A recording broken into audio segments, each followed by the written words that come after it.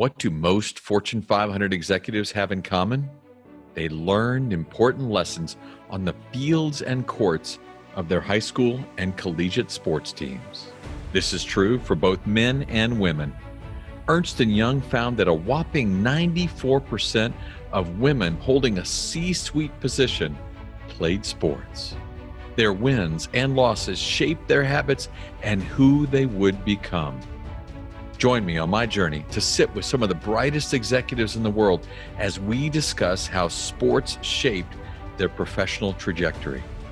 In partnership with Chief Executive Magazine, the voice of America's CEO community, I'm your host, Don Yeager, and this is Corporate Competitor Podcast. With me for today's episode is Bob Chapek, CEO of the Walt Disney Company, one of the world's largest media and entertainment companies and home to some of the most respected and beloved brands around the globe, including Disney, Pixar, Marvel, Star Wars, ESPN, and National Geographic.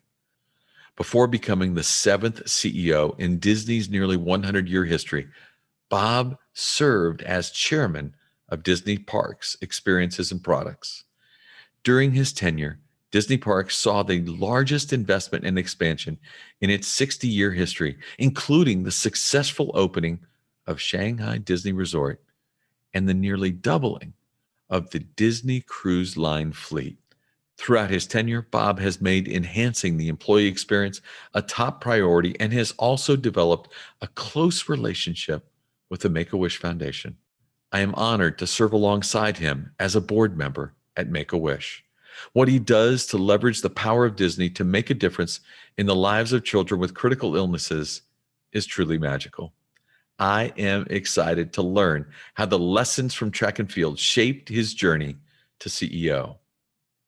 Never underestimate the power of one person's will to get something done. Not everybody starts at the same starting line, but through perseverance, hard work, determination, dedication, willpower, you can even things up pretty quickly. I've seen it in my own career. I've seen it everywhere in countless places. That perseverance, that willpower, that never say no. When you know something's important, have a dogged determination to get her done.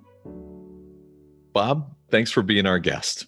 Oh, thank you, Don. Thanks for having me. I appreciate it. So you and I both have Hoosier roots, right? Hometown, Hammond, Northwest Indiana, heavily industrialized, full of oil refineries, steel mills, soap plants, manufacturing. Growing up, both of your parents worked and you were responsible each afternoon for both getting schoolwork and chores needed to be done, but you still loved sports. How did athletics play a role in young Bob? Well, it was kind of unusual back in those days that my mom worked. A lot of mothers didn't work, but my mom decided that she was going to do that. So I became, I guess the term is a latchkey kid to some extent when I got old enough to do that, which is probably a lot younger now than, most parents would turn it over. But I was always fairly responsible. Heck, I made dinner probably 4 nights a week. Wow. For the family, because by the time they got home, they had done their things and I already got my homework done. And then whatever time was left, usually on weekends, I would head to the local sandlot. Baseball is my favorite, but if it was cold, we would play hockey on a frozen pond or play basketball. So generally my free time was consumed by sports, even though I had plenty of responsibilities, sort of do my fair share for the family. Why was baseball your favorite? What did you love about the game? Part of it was I was better at it than probably other things. I grew up right outside Chicago in Indiana. You'd think I would have absorbed a little bit more basketball skill. And while I liked the game, it wasn't organic for me. But baseball, I was halfway decent as an infielder. I played third base and really sort of grew up doing it. It was also something my dad liked. He was a big Cubs fan, so we kind of shared that. Every Saturday, the radio would go on. My mom was a fan. My dad was a fan. It was kind of a family thing, honestly. I probably every summer watched 95% of the Cubs games. I rarely missed a Cubs game during that era, which, as you know, was almost era. Almost. What is it? 108 years between eras with the Cubs, but that's good. Makes you show passion if you're going to be a fan. Lovable losers, right? Lovable losers, exactly. Now, but while doing all of that, running becomes a passion for you. Yeah. And I know it taught you some lessons that would become important throughout the rest of your life about determination and willpower and fortitude. Right. Tell me about the lessons you're learning while logging all those miles. It was kind of interesting because it wasn't just the miles, it was where I was doing the miles.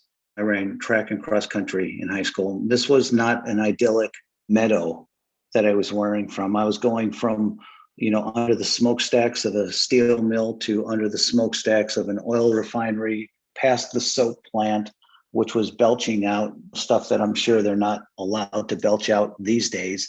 And to some extent, I think it was really symbolic of my whole life. It was about perseverance. Not everybody where I grew up went to college. It was all about, metal shop, wood shop, machine shop, and getting a job upon graduation and going to work for the union at one of those factories. But I sort of persevered and wanted more. I wasn't the greatest runner in the world, but I did what I could. And every time I wanted to stop because I was tired, I kept going. And that did become a bit of a metaphor for me trying to run to some place that I feel more comfortable. And my trying to break the cycle and be one of the few kids who went on to college and did something different and found something else in the world. When did you know that you wanted that something different, bigger? Was there something that kind of drew you to that vision of yourself? Yeah, my mom and dad never went to college. My sister did. She's 10 years older than I was. I wasn't the first person in the family to go, but my mom was a bit of a driver. My dad had a tremendous work ethic, but in terms of their son, my mom demanded excellence. So I think that inherently it's my personality, but I think with her poking me as well, the combination of those two led me to have the ambition, if you will, that I hopefully still show today. Well, I think it's working. But you turned running in the shadows of all those factories that we've talked about into a spot on Clark's high school track team and cross country team. And track is generally thought of as an individual sport, but I know how much you value team. To talk about team and your passion for team. Yeah. Do you have a lesson that you remember from one of those teams you were on, even in this individual sport, that maybe has impacted you over time? Well, it's sort of endemic to any team sport. You're not turning a double play. It's not that kind of coordinated teamwork, but it's support. Because after all, someone gets the trophy at the end of the meet, and it's who's got the most team points. So everybody was supportive of each other, even though you're not three guys turning a double play. I found that to be as important as the coordination of a double play, because for every mile you log in a meet, you're logging 50 miles in training. Right. Especially there in the winter, we didn't have an indoor track. So if there's a foot of snow, you ran every day. It didn't make any difference. You ran every day. It takes some support to log your 8th mile in a foot of snow. When you're out there and you're running, was there something about what it took for you to not stop in that 5th mile and that internal power, that internal drive that you would use as you would progress in life? One of the greatest strengths in the world is willpower, individual human willpower. I got a taste of it in those situations, when you're running for the finish line and there's someone right next to you and you're trying to cross first. But it really is, I believe, the greatest power in the world. I've seen it through my friends battling illnesses. I've seen it through my own family battling challenges. I've seen it in my own career. I've seen it everywhere in countless places. Never underestimate the power of one person's will to get something done. So I have to ask, while researching you, obviously we end up in your high school yearbook. I got to tell you, the cross country photo, not the only one I saw. You were also part of a very unique school activity one. And I have to tell you, never interviewed a member of the school Scrabble club until today. Yes. So I have to ask, longest word you ever played? Man, they gave you 1 hour a week that you can join a club or you can go to study hall. And I was pretty diligent, so I didn't need to be forced to study. So I joined a club, and I guess that was the lowest hanging fruit. I don't remember the longest word I ever played, but if I could do one, it would be supercalifragilisticexpialidocious. Play that on a triple word and a double letter. you're probably going to clean house with that word. And at the end of the day, it allows you to become CEO. So your parents did start a tradition with you as a child that I love. I think it's so cool, right? From the cold of the suburbs of Chicago, you got to visit Walt Disney World in Florida every year. Is there something that you remember about the early portions of realizing the Disney dream? Well, there probably could be no two more different environments than where I grew up and the idyllic Main Street of the Magic Kingdom. Oh, yeah. To me, it was just such a shock to go from the cold winters of the region, as it's effectively called, for many years, and then to go drive for 2.5 days and all of a sudden end up in this beautiful utopian environment. I guess that became symbolic for my aspirations. Even today, when I vacation, it's always in the state of Florida because this is where my happy place is. That's awesome. So do you remember the first trip? Oh, yeah, I do. Well, one thing that was kind of embarrassing, my parents made me take a photo with a Disney princess. Being as young as I was and aspiring to, sort of be the macho man, it was a little embarrassing. And I still remember the picture. I still have the picture. Oh, no. Yeah, yes, I do. I still have it. Which princess? I think it was Cinderella. Cinderella. Wow. Which was interesting because, they would keep showing it to me over the years. And that didn't deter me. Interestingly enough, when the Disney job came up, it was just my next packaged goods job. I mean, I knew I had affinity for the company, but it wasn't one of my life goals to go work at Disney. Again, frankly, it seemed that it was reaching so far that it was unachievable that somebody from the region would end up at what I feel is the greatest company in the world doing a dream job. But, someone's got to do everything and never say never. And it certainly ended up working out. Wow. I love it. And, one of the things in athletics and business and everything else, we're always talking about people seeing and visualizing. And you're seeing a happy place in Florida.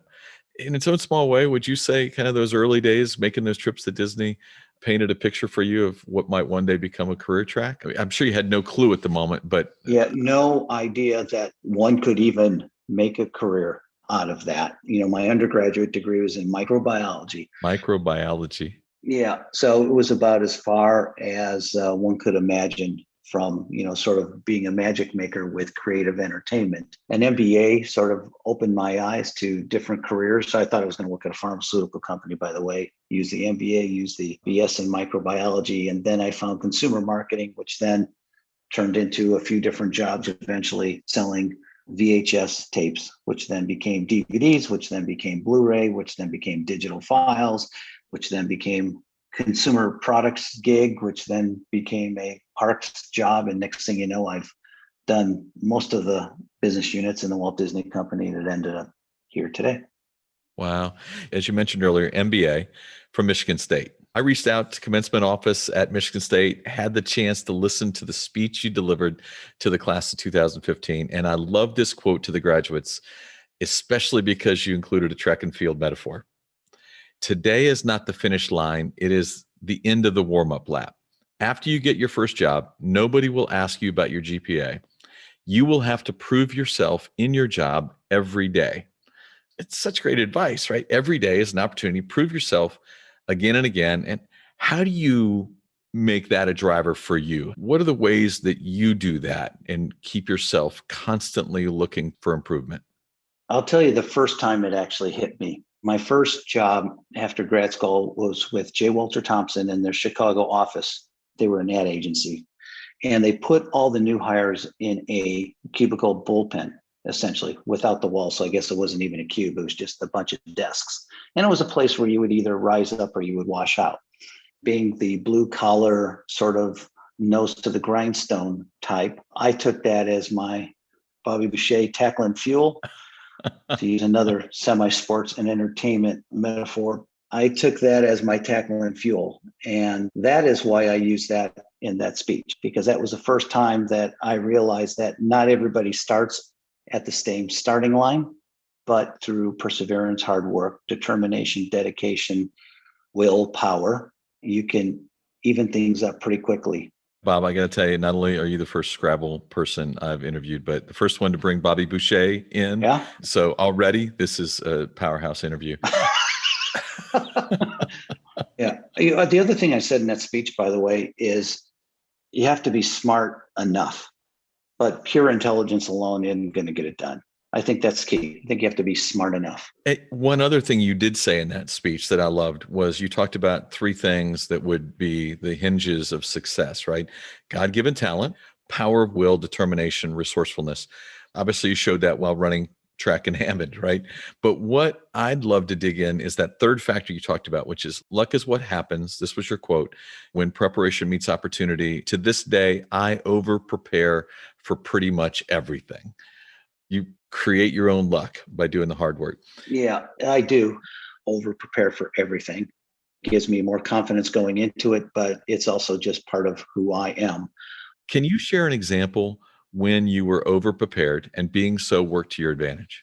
I had a habit that I used to do anytime I spoke from a teleprompter, where even though I had a teleprompter in front of me, I had a copy of my speech folded vertically in half in my jacket pocket, just in case the teleprompter would go out. I did this for decades and never, ever needed it, but I kept doing it. I still do it. As luck would have it, I was in a very large room doing a presentation. And as the speakers changed, my speech popped up and then it disappeared. And I'm standing in front of 1,000 people, and all I've got is whatever's baked into my brain. So I very calmly dip into my jacket pocket, unfold my speech, and just gave it a little differently than I would have had it been a prompter.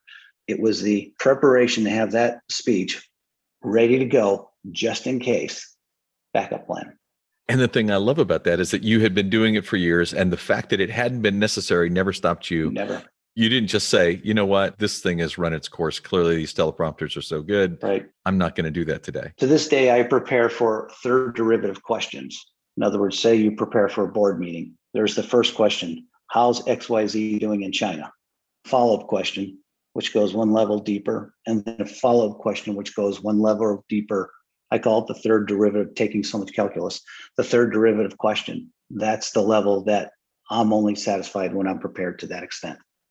Wow. And are you having teammates ask you those questions, or are you just breaking them down and asking them yourself? Well, generally what happens is I get a start. In this job, I have, as you might suspect, plenty of support by people that make me look good. And they do. And they do. But what happens is I have a process I go through 1 week before whatever said event is that I'm preparing for. I call it pencils down. Then I just internalize. I stop reaching out. I stop diverging and I start converging. I start doing my third derivatives. And if I have questions, then I'll go and make an ad hoc call to find out the answer to my question. But I use a very social process in the weeks leading up to the event. But then the last week is very internal, with me just playing devil's advocate. What would I ask myself? That's how I've been doing it for years. I love that. And so with all of that experience, you do get that chance in 93 to join Disney. You're in the home entertainment division, you're working VHSs. Yeah, VHS. 28 years since then, the incredible number of innovations, VHS to DVDs. For those who don't know the VHS thing, Google it. They're pretty amazing at the time. Later, you go into working deals with iTunes. And now, gosh, I mean, so much of the company has exploded around what's happening at Disney Plus and the amazing things that the organization, as a subscriber and with two small children, we're grateful for it. But as a leader, you've had to look at change from a perspective of advantage, not the challenge that came with it. You had to adapt, embrace it. How do you train yourself to embrace new cutting edge things that are ahead of you? I call it being on the front end of the wave, not on the back of the wave. In order to succeed in a very rapidly changing world, you have to be a disruptor. You can't wait for something to happen to you and be the victim of change. You're best prepared for it if you're on the front end of that wave and you are creating the change. Disruption is a core competency, I think, of mine. Not disruption for disruption's sake, but always thinking what's next.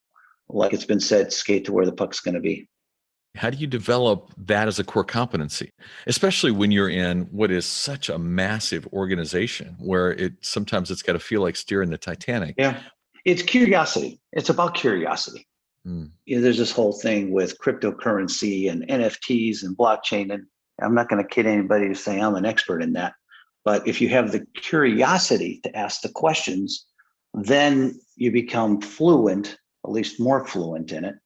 And you start the cycle that you catalyze that quest for awareness and knowledge. And then you do the next step, which is assimilation, which is where you see what's possible. And then you apply that with vision in terms of where you think you want to go.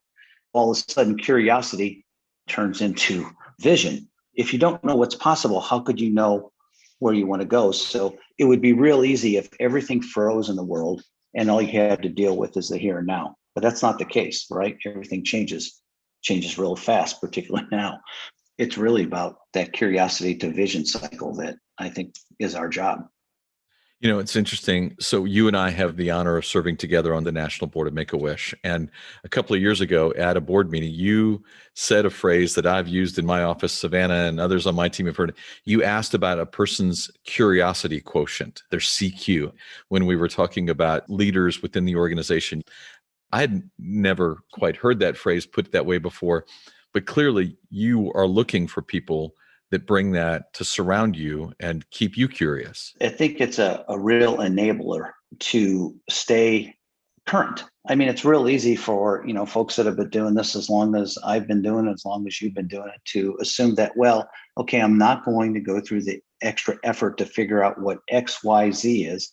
It's easy because you can save a third of your time, but you start dating yourself immediately once you do that. Yeah. I'm not ready to do that yet. I love it. For a number of years, there was discussion at Disney about who would replace Bob Iger as CEO, legendary.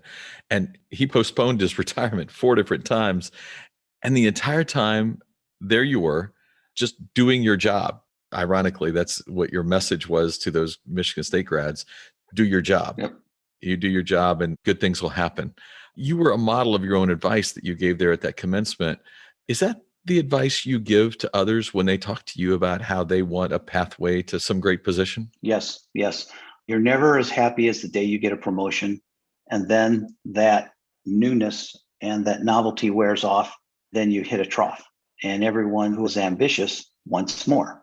Oftentimes, that next bump up in your satisfaction doesn't necessarily come when you want it to come. And my advice is always head down, follow through. Just keep your head down, do your job. If you're doing the kind of job you think you are, everything will work out. Oftentimes, that's where people fall short because they become impatient. And by the way, that's hard. Coming up, it's one thing to connect 20 members of an athletic team, but how does Bob Chapek do it with 175,000? You'll find out after this.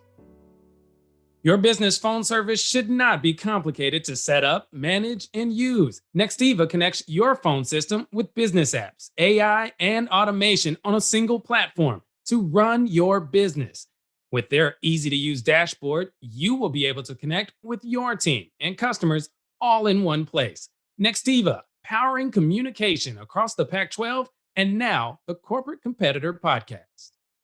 We are so excited to announce that our episode 10 guest, Carla Vernon, is now the Vice President of Amazon Consumables, a $56 billion portfolio, including grocery, household products, and beauty.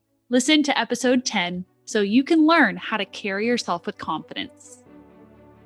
Welcome back to Corporate Competitor Podcast. Bob Chapek has had the opportunity to lead a number of divisions on his path to CEO. And organizational culture is so important to him. So I asked, how do you connect 175,000 people? I always say there's only 2 things you do as a leader. You pick the hill you want to take. What's that vision? What's my goal? And then you lead a whole bunch of people up that hill with you. Those are the only 2 things we do. It's actually at its core, it's very simple if you distill it down. I find in big organizations, the toughest thing is what we like to refer to as the frozen middle. In other words, it's easy to promote change or cause disruption, create transformation amongst your direct reports. Then the question is how you create ambassadors out of them. So eventually, within a short period of time, you've got a complete transformation throughout the entire company. That middle is where it's really tough because you've got people that are sort of vested in quote unquote the old way of doing things. And you've got to get them thinking differently, but they feel they've already got an investment in the way it was. The middle of the organization is generally always the toughest. So you've got to get into the organization. You've got to create ambassadors out of all of your directs and all of your support teams, the corporate functions, so that you're not the only person trying to push this. Again, the power of a unified team with one goal, all rowing in the same direction. I keep using sports analogies. I didn't realize I did this all the time until today. When everyone's rowing in the same direction, then it works pretty darn well. It really does. The premise of this podcast is that research shows a disproportionate number of Fortune 500 executives have a history of active engagement in sports, high school, collegiate levels. And I know you work among some other former athletes on your own board, right? Derica Rice from CVS and Caremark played basketball in high school. Safra Katz from Oracle is on the fencing team at University of Pennsylvania. I'm not asking a causation question here. We know there are other factors than sports, but do you believe there's a relationship between what you have learned through athletics and what has helped you develop yourself as a leader? Well, competition is competition, whether it's individual competition or whether it's team competition or whether it's corporate competition. I would probably tell you that I'm not the biggest fan of participation trophies. And I don't think any of these folks, whether it's Derica, Safra, or Mark, would probably be huge fans of participation trophies either. They've achieved a tremendous amount in their careers and they earned it. They earned it through all those qualities that we talked about: perseverance, hard work, willpower, determination, vision, curiosity, right? I'm not surprised that there is a correlation. I never thought of it that way. Yeah, I think now that I think about it, almost everybody on our senior team at Disney was in one way or another an athlete at some point in their life. And there are just so many lessons you learned there, right? Yes. And it's not always about winning either. Sometimes it's about how to manage losses. Yeah. It's about just the different aspects. I'm just fascinated when I get a chance to talk to leaders like you who, whether you're attempting to or not, are kind of living out this research that we found from Ernst & Young that's pretty interesting. In your window as a leader at Disney Parks, you launched Disney Magic Academy, Star Wars Galaxy's Edge. You grew the Marvel-inspired attractions across the globe. And obviously, you are constantly looking for ways and places to grow. It's like there's never an end to the race. We talked about curiosity earlier. Are there other aspects of how you keep the imagination required to lead a place as fantastic as Disney? Well, there's certain qualities that we look for, and the most important one is integrity. But I also celebrate diversity of thought, diversity of everything. Because if you've got 12 people in a room and they all think the same, you may come to an expedient decision, but you're not going to necessarily come to the best decision. And in a creative endeavor like we have at Disney, oftentimes that diversity sort of sets itself up as I'm a business person, I'm a creative person. But everything that we do sort of involves the mixture of the two things. It's not necessarily fine art, it's commercial art. So the two blend together. But at the same time, if somebody spends 5 years animating a movie or creating a movie, they're pretty vested in that. That teamwork, that ability for folks who tend to be predominantly left-brained or right-brained or whatever need to work together. And I think that's always been important, but it's more important now than ever. What are the ways you go about finding and making sure that you're bringing in something that shares an experience different from yours? Well, I think to be that effective leader, you can't just make a statement that we want to celebrate diversity and end there. So one of the very first things I did in this role was establish our 6 pillars of diversity, things like representation, transparency, things like accountability, community, different factors that we would use to help define our dimensions of this. And now you give people something really tangible. First of all, you give them a way to talk about it. You give them a specific goal and then you can measure that goal. So it's really important to sort of define it beyond just a visionary statement, but not go so far that you cut off the creativity. There's a term I like to use that's strategically consistent and tactically divergent. Everybody should be strategically consistent, but diversity in India might look a lot different than diversity in Chicago, or a business initiative may look different.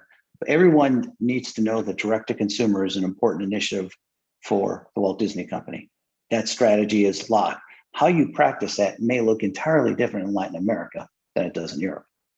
So strategically consistent, but tactically divergent. Right.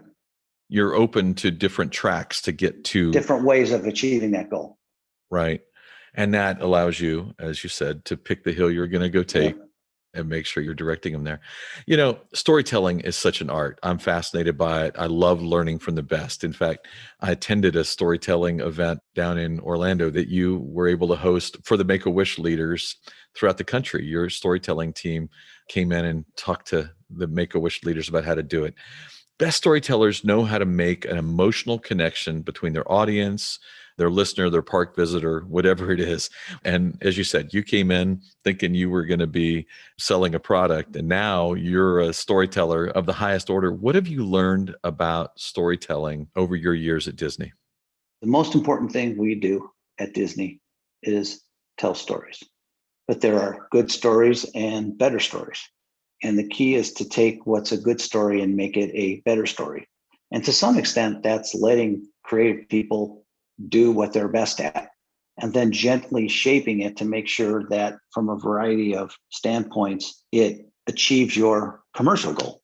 So you've got to give lots of degrees of freedom to the people that are the experts at this and not get in the way of what their expression is, but at the same time, understand that this is something that needs to work commercially for our shareholders. And you have to make a connection with people. Oftentimes that connection is done through music. Sometimes it's done through a character, but it really is always done through a story. It is about personal connection. When you make a personal connection, it's about the network of individual connections. Then that creates like a matrix with other people that are in their family unit. Take Frozen. Look what something like a song, Let It Go, did. It created a fabric, a matrix throughout the world of a unified experience, a unified idea permanently burned into the zeitgeist. Yeah. And so there it's through a song, but you all do it in so many other ways. I mean, it's visual, it's feel, it's the emotion that Right. being able to draw that out. What a powerful gift to be surrounded by all these folks. And I'm intrigued by how leaders like you are learning from people with that creative bent. You know, one of the things that I think people don't really appreciate unless they're doing these jobs is what a different circumstance you're dealt with across the world, whether you're operating theme parks in Shanghai versus Hong Kong versus Tokyo. They may sound like Asia, but there is no similarity in the precursors to those. Right. And then there's Orlando versus Anaheim. Not only those two different from Asia, but they're completely different from each other in terms of the dynamics of who comes and how they come and how they use it. And then you've got Paris, and then you got cruise ships, and then you got Alani and Hawaii. So these are all different places, but in the end, what you're delivering is magic. You know, experiences that everybody can share and make magical memories that last a lifetime. And remember that picture with Cinderella when you were a little boy. Right. Exactly. We've come full circle.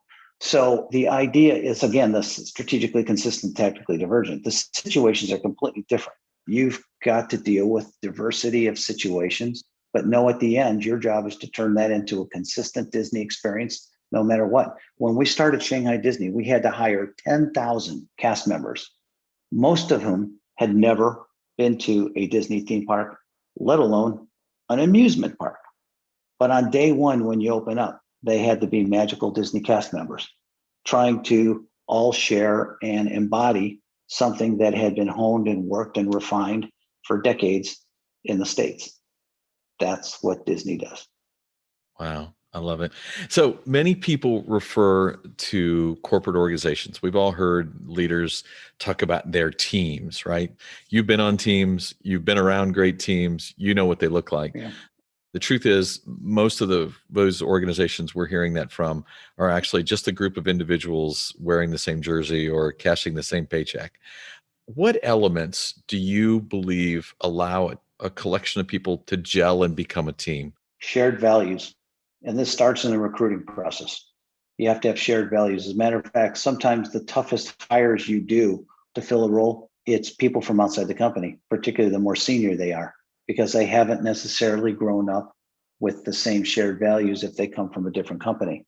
And, there's a direct correlation between the long-term success of somebody with how long they practice their art and function outside the company, because it's a strong culture and we have a lot of shared values. Most Disney, I don't know what the average is, but we have many, many, many people, 20, 25, 30, 35 years at the company. So we've got shared experiences and shared values. That is the essence of what a culture is, that frankly is going to way outdate me. This company is way bigger than me, and I inherited those cultural values from the people that came before me, Bob Iger, Michael Eisner, who all created this entity that is going to out-survive all of us. How do you create that shared values? Any advice you'd give to someone on how they build that out? Well, you've got to be specific about what it is, again, that you're trying to build and define it. I usually kind of try to keep things to 6 or fewer items, because after that, the rope becomes too frayed. Everything you do, you have to repeat it, and then act in accordance with it, because it will come off as disingenuous if you say it, but you don't do it. You could talk about accountability all you want, but if it comes time for you to be accountable for something and you do some pointing of the fingers both directions, then you're not practicing what you preach.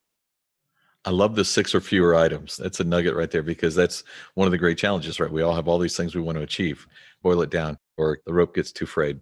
In 30 years journalism, I've asked coaches, leaders, athletes if they could identify one habit that they believe allowed them to separate themselves from competitors, even from those who might even been teammates. I'd love to ask you, is there a habit that you've built into your daily routine that you think is elemental to who Bob Chapek is? I don't think there's a habit, but there's a value, and it's the value of willpower.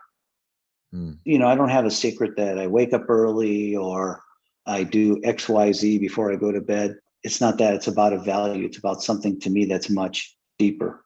That perseverance, that willpower, that never say no.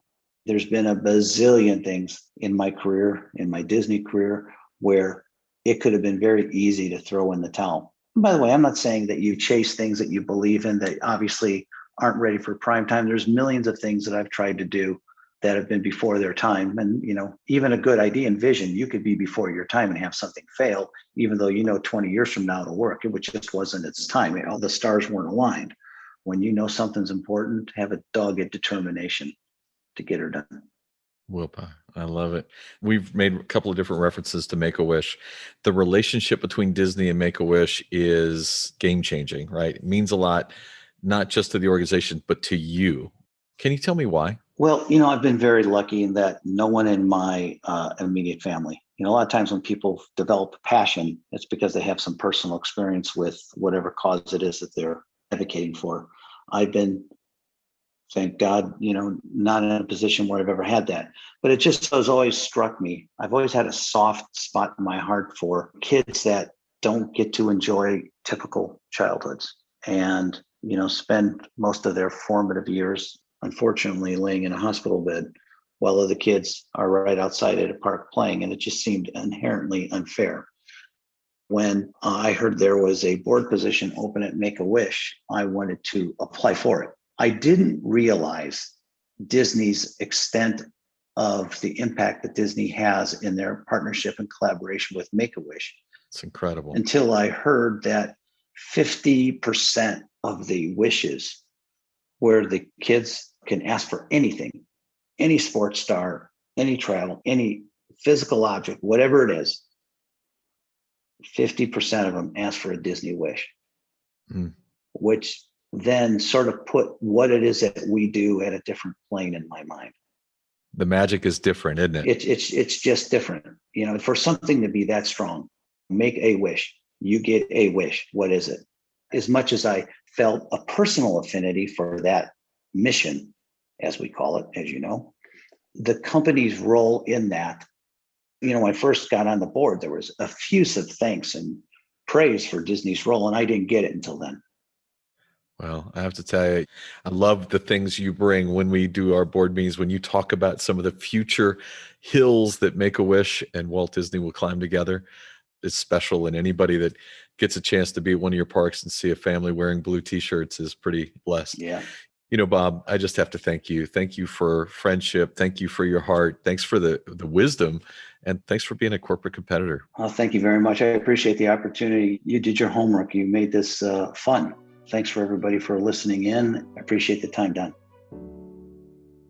Before this episode is over, I want you to pause for a moment and examine how you prepare for big moments in life. How can you adopt Bob's lesson? In the weeks leading up to an important meeting, Bob uses a very social process, reaching out to others for help. But then, 1 week before, he goes through his pencils down preparation process. He locks in. He stops diverging and starts converging in order to internalize the data he's collected. If you could share one habit, one thing you've done consistently that allowed you to separate yourself from your competitors, what would it be? In my 30-year career, 2,500 of the greatest athletes, coaches, and leaders answered that question for me. This is Don Yeager, who did that article I was telling you about. Don, Dave Sims with Coach K. How you doing? Hey, Don. How you doing, my man? Great, sir. How are What they gave to me is what I'm giving to you in my online course, Journey to Greatness. Through engaging storytelling and on-demand videos, you will learn the 16 habits that will jumpstart your personal growth. I will instruct you on how to apply these winning characteristics to your life through custom workbook exercises. We are slashing the price for our podcast listeners. Lifetime access to Journey to Greatness is normally $399. But for our podcast listeners, it will be $49 with the code podcast at checkout. Click the banner on corporatecompetitorpodcast.com to enroll.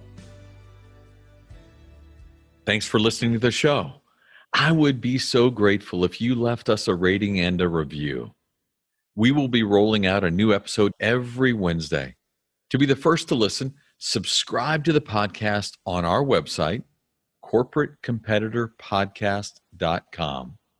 Plus, as a thank you gift, you will receive a free chapter from one of my best-selling books on the habits of high-performing teams.